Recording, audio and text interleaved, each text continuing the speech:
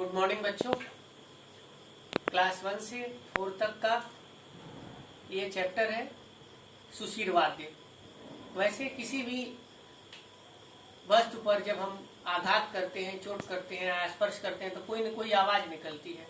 तो अगर किसी वस्तु पर हम आघात करते हैं, अगर उससे मधुर आवाज निकलती है जो कानों को अच्छी लगे, वह इंस्ट्रूमेंट या वाद्य कहलाता है।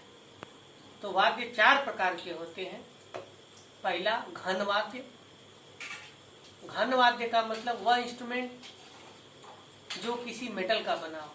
तो क्लास 1 to 4 के लिए ज्यादा वो परेशान नहीं होना है, बस इतना जान लीजिए कि जो इंस्ट्रूमेंट किसी मेटल जैसे पीतल, लोहा, कांसा, तांबा का बना होता है वह घन वाद्य कहलाता है। जैसे मंजीरा, चिमटा, खजरी, इस तरह।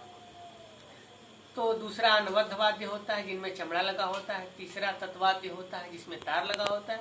और चौथा है आपका सुशीर वाद्य जो हवा द्वारा बजते हैं। तो क्लास 1 to 4 के लिए चौथा जरूरी है।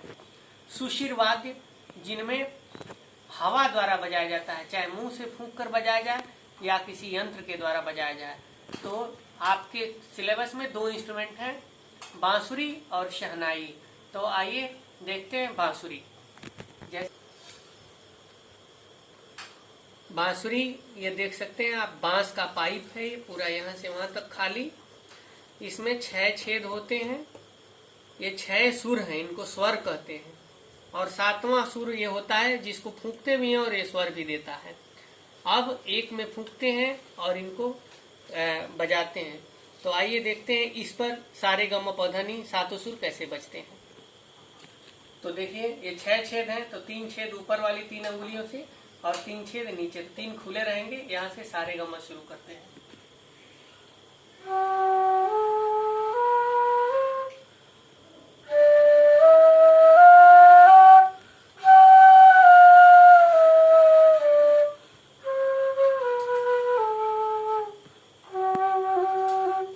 इस तरह से ये बांसुरी हुई। दूसरा इंस्ट्रूमेंट है शहनाई।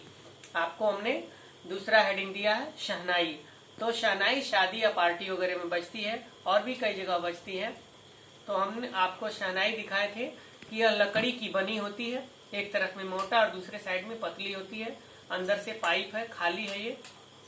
आगे ये पीतल का प्याला लगा होता है, किसी किसी में या स्टील का भी होता है। और आगे ये 7 छेद होते हैं। तो आइए देखते हैं इस पर 7 सुर सारे गम प ध नि कैसे बजते हैं। तो ये देख सकते हैं 7 छेद हैं। तो 3 अंगुलियों से ऊपर वाले 3 और 4 अंगुलियों से नीचे के पूरे छेद बंद करेंगे। और बड़ी ताकत लगती है इसमें फूंकने में।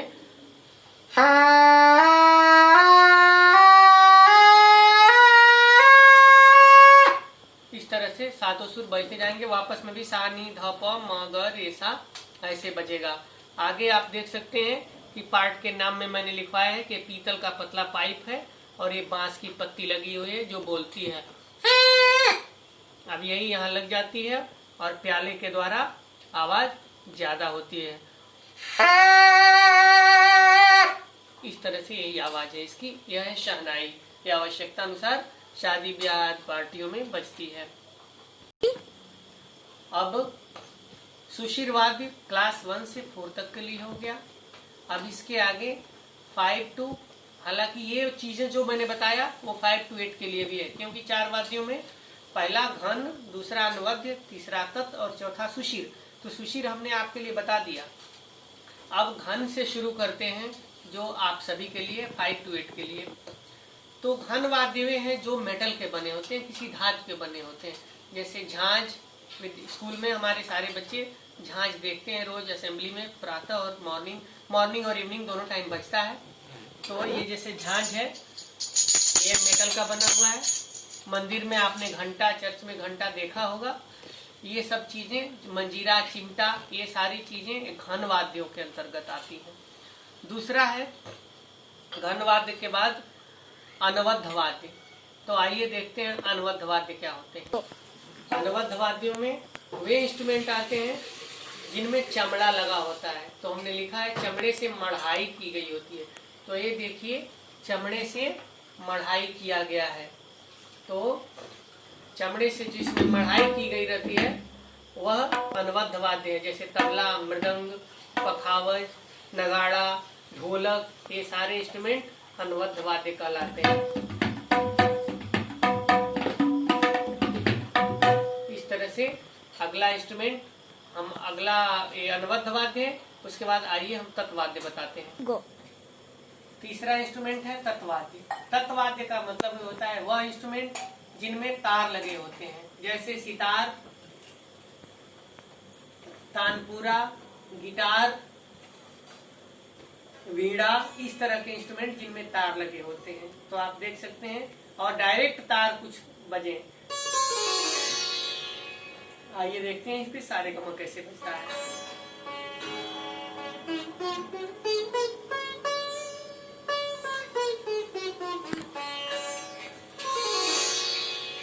तो इस तरह से यह तत्वाद्य हुआ। तत्वाद्य के बाद आपको दिखाते हैं, तत्वाद्य में भी दो प्रकार होते हैं, पहला तत्वाद्य और दूसरा विततवाद्य। तो विततवाद्य हम आपको दिखाते हैं, देखिए।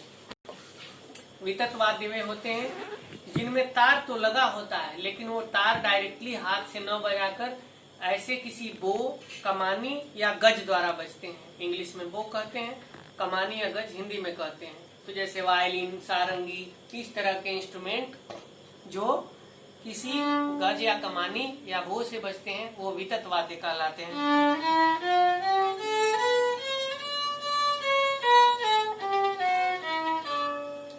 तो ये रहा वायलिन, सारंगी भी इसी प्रकार से बजती है, ये हुआ विततवाद्य।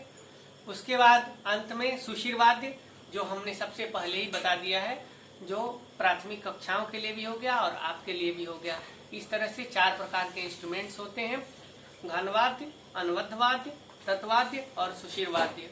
अब चारों प्रकार के वाद्यों को हमने आपको बजाकर स्वरों सहित समझा दिया, और आप अपनी दी हुई पाठ को अपने अभ्यास पुस्तिका में लिखेंगे।